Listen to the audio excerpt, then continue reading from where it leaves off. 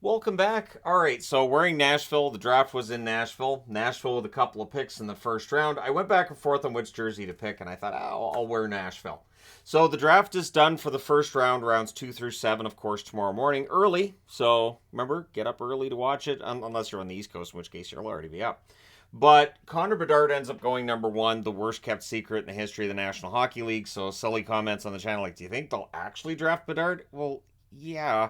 And I've got a line here from the Hockey Prospect Yearbook, one line for each player from a scout, from NHL scouts. And what was said with Bedard, who's the universal number one pick, best first overall since Austin Matthews. And it's not close. So basically, the upside for Bedard is very high indeed. Now, where things get kind of surprising is number two. And I say kind of because there were those who had Leo Carlsson at number two, including Hockey Prospect.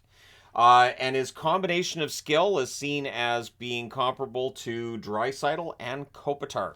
So this is where he projects to be, and he's a center. And so for Anaheim fans, they should be quite excited about drafting Leo Carlsson. The interesting part of that is that at 3, that means Fantilli ends up going to the Columbus Blue Jackets. So Adam Fantilli, also a center. He was number 2 on almost every list. Power, size, and skill, Fantilli has all 3. There were some negatives in there, really honestly, with almost all these picks, there were some negatives in there too. I am deciding to just focus on the positives for this video.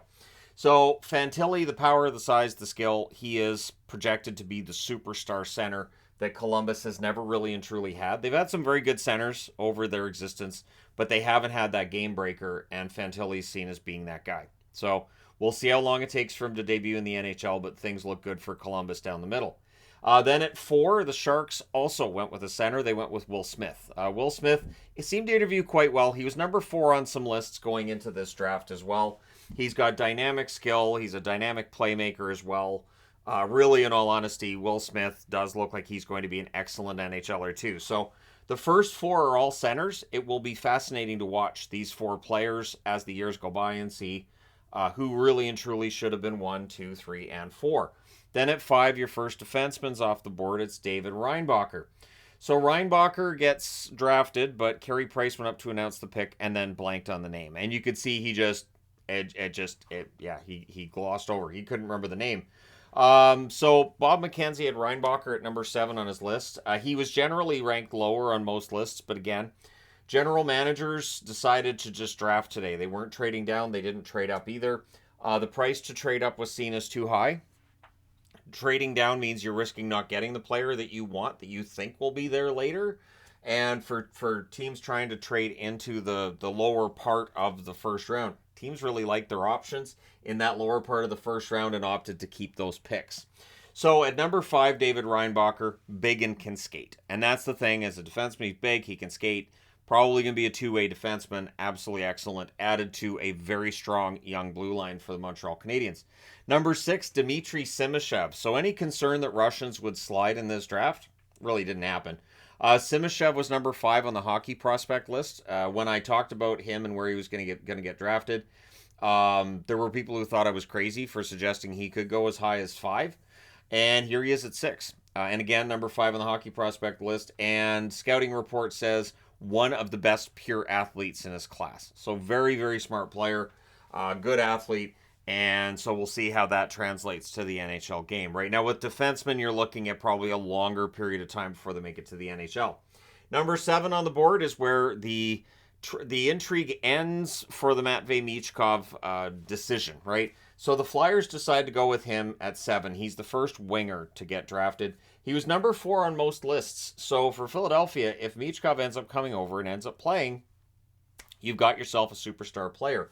Although there are some who think he might be a little bit overhyped in that he compares to Cole Caulfield. Caulfield's a very good goal scorer, exciting player to watch, but he's not seen as being on that same level as Bedard. And 3 years ago, there were comparisons between the two and some conversations about whether or not Michkov might unseat Bedard as the number 1 prospect. That did not happen. Number 8, the Washington Capitals, who just barely miss out on Michkov. Ryan Leonard is drafted there. He's also a right winger. He was number 6 on Elite Prospects and Bob McKenzie's lists. And one comment that I pulled from Hockey Prospect that I thought was noteworthy: when I think of playoffs, I push him up my list. Meaning during the regular season, he might put up decent totals, but in the playoffs, he should be quite the producer. And he is a very good athlete, good skater, all that fun stuff. Again, the guys who drop, usually there's a skating issue or they're a little bit smaller, that kind of thing. But Leonard looks like he's going to be a keeper. So that's your top 8. Then at number 9, a bit of a surprise, Nate Danielson. If you're looking for a player who has very different scouting reports from different scouts, Nate Danielson's the guy. He's a center.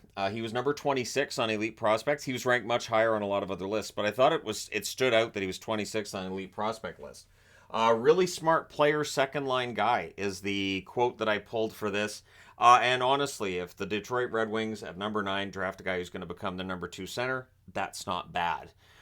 In the NHL, you need to have depth down the middle, and Danielson adds to that for the Detroit Red Wings. At number 10, Dalibor Dvorsky, also a center. So in the top 10, you have 1, 2, 3, 4, 5, 6 centers, 2 defensemen, and 2 right wingers. So that's how that works. Your centers will normally go earlier. He was number 10 on Hockey Prospects list. He is seen as a safe pick in an unsafe class.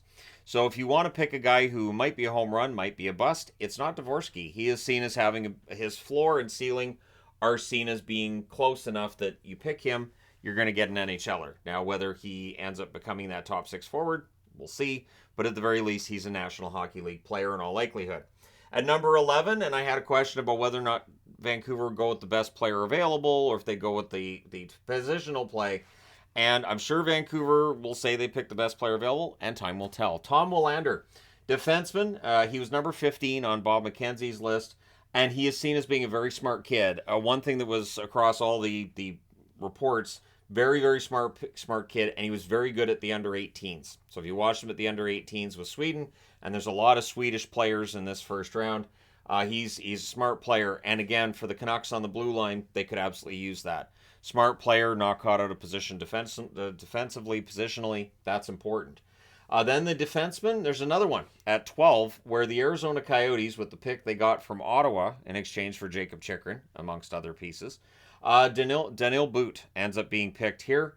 And he was seen as number 7 on Hockey Prospects list. They were much higher on Boot than other scouting services were.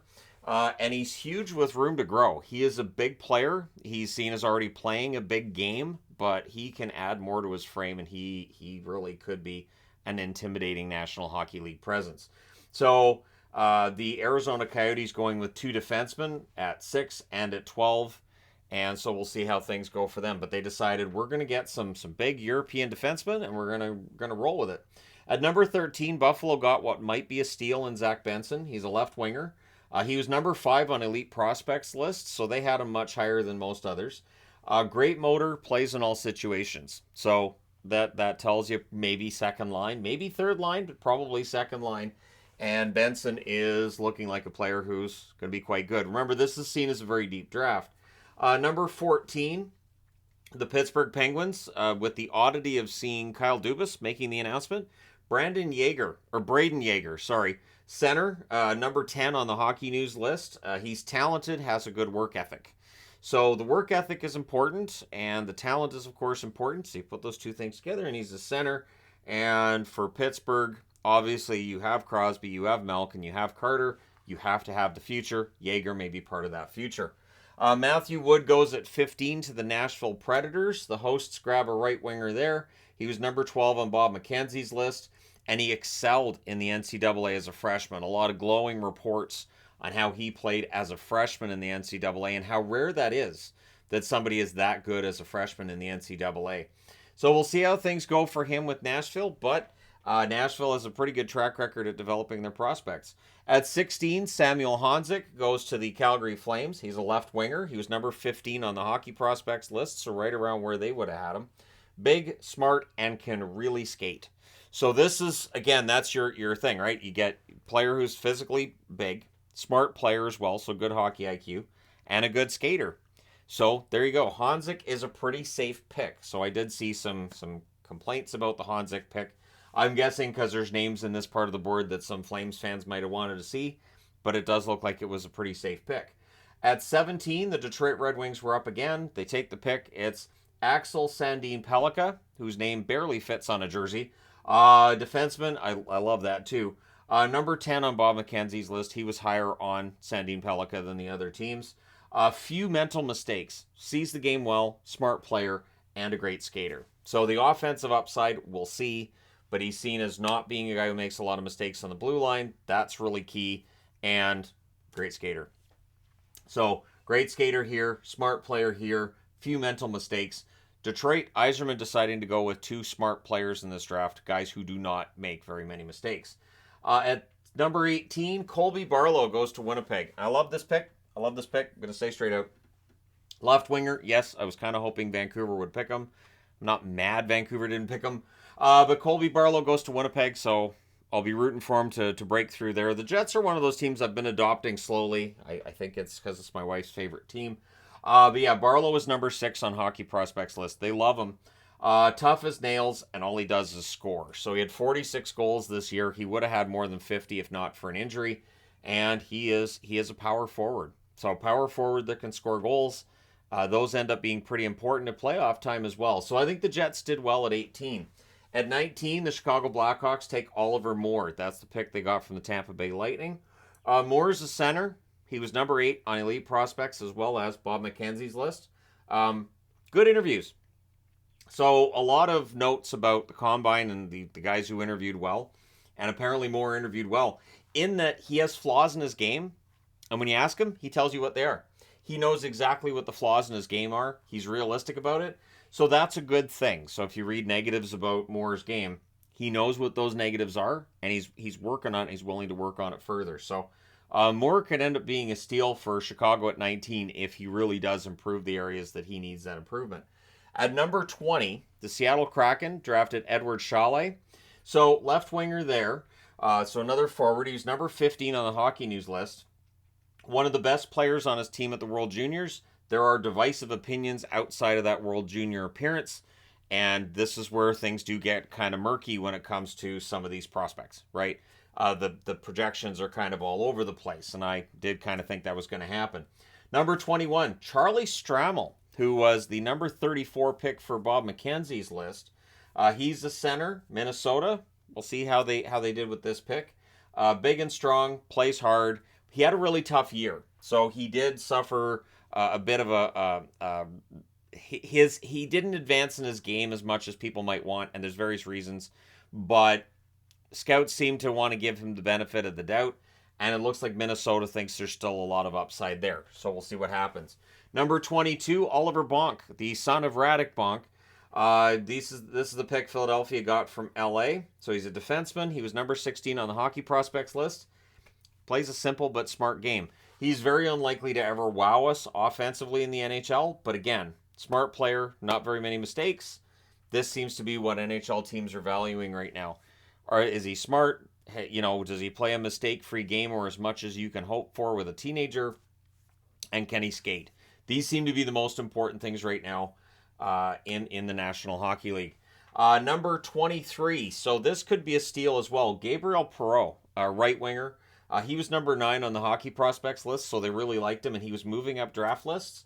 And yet on draft day, he ends up at 23rd. Super smart and skilled. So there you go. Intelligence, one of the things that gets mentioned first. Then at number 24, Nashville was up again with the pick that they got from Edmonton in the Ekholm deal. They drafted defenseman Tanner Molendyk. So number 39 on the Elite Prospects list. He defends the rush and moves pucks. So your standard Nashville, Smashville defenseman. We'll see how Molendyk's game ends up projecting at the NHL level, but it sounds like this is one that might be seen as a reach on some lists. But again, Nashville seems to do pretty well when it comes to drafting defensemen, historically anyways. Then at number 25, St. Louis was up again with the pick they got from the Toronto Maple Leafs. They draft Otto Stenberg, a center. He was number 18 on Bob McKenzie's list. He impressed at the under-18s, and then you've got a lot of opinions on outside of the under-18s, how he did. If he'd had a better season outside of the under-18s, he probably would have gone up in this range. But again, St. Louis might have got themselves a steal there. Number 26, we're back to the San Jose Sharks. With the pick they got from New Jersey, they draft Quentin Musty. So he is a left winger. He was number 12 on the Elite Prospects list. So again, if Elite Prospects list is to be believed and followed, and again, I think that all of these services do very well, and they're very thoughtful in how they rank players. So Musty picked it up as the season progressed, that he started off kind of slow, but he got better as the season went along, and that definitely helped keep his value in this first round. Number 27, the Colorado Avalanche, they draft Callum Ritchie, a center who was number 14 on the elite prospects list. Smart and skilled, and played with nobody. So basically the idea being that Ritchie's numbers were great considering not on a great team and really didn't have great line mates either. So we'll see how things go for him, because as far as I know, the Colorado Avalanche, pretty good team, pretty good wingers. Ritchie should be well taken care of. And again, with Colorado, they're in a position where they can take their time. I think of all of the prospects I saw get drafted, Ritchie might have had the biggest smile on his face when the Avs called his name. I really, honestly, he looked overjoyed to be drafted by the Avs. Number 29, or number 28, I should say, from the Boston Bruins, the Toronto Maple Leafs, and it didn't go from Boston to Toronto, but at any rate, it's Boston's original pick. Toronto drafts Easton Cowan, a right winger. He was number 29 on the hockey prospects list. He was much lower on some of the other prospects lists. I saw some scouts saying 4th rounder, 3rd rounder, but his work ethic is off the charts. So this is a very hard-working forward, may very well be a 3rd liner at best, but he is seen as being a very hard-working player, and that should play well with Toronto fans. Number 29, a pick that St. Louis gets that was originally Dallas's, Theo Lindstein ends up being drafted there. He's a defenseman. He was number 26 on Bob McKenzie's list, and really it comes down to he interviewed very well, very smart player, and that can be what helps move you up the list, especially at this point where you're trying to pick between guys who are similar. The guy who interviews really well and impresses, you're like, you know what? I like his moxie. I like his personality. We're taking him. Number 30, the Carolina Hurricanes draft Bradley Nadeau, who's out of the BCHL. Left winger. He was number 21 on the hockey prospects list, which is higher than some of the other lists. High-end compete with some skill. So I don't know how much skill he's going to show at the NHL level, but the compete level, the hard work is there. So if he works hard enough, sure, he could project as a top 6 forward in the NHL. Then at number 31, we get the Colorado Avalanche again with the pick they got from Montreal that was originally from Florida. Mikhail Guyayev ends up being picked here, a defenseman. He was number 23 on Bob McKenzie's list, and he improved as the season went along as well. So we have another player who, as we go through the year, just impressed more and more. So the aspect of being willing to work on your game and improve is there for him. And then rounding out the first round, number 32, David Edstrom, a center, goes to the Vegas Golden Knights. He was number 30 on Hockey Prospects list. So again, right around where he would have been drafted on their list. Big two-way center with skill. So you need those in the NHL. Last time I checked, big two-way centers with skill end up having pretty good long careers. So we'll see where this draft ends up ranking with, say, the 2015 draft that was historically good, the 2003 draft also historically good, 1979 ridiculously good. This draft has been kind of compared to that one, right? Next year's draft isn't seen as being as strong. 2025 may be a fantastic draft class as well. But we'll see which one of these players ends up being a megastar, which one ends up busting. We'll find out over the next 4 to 5 years.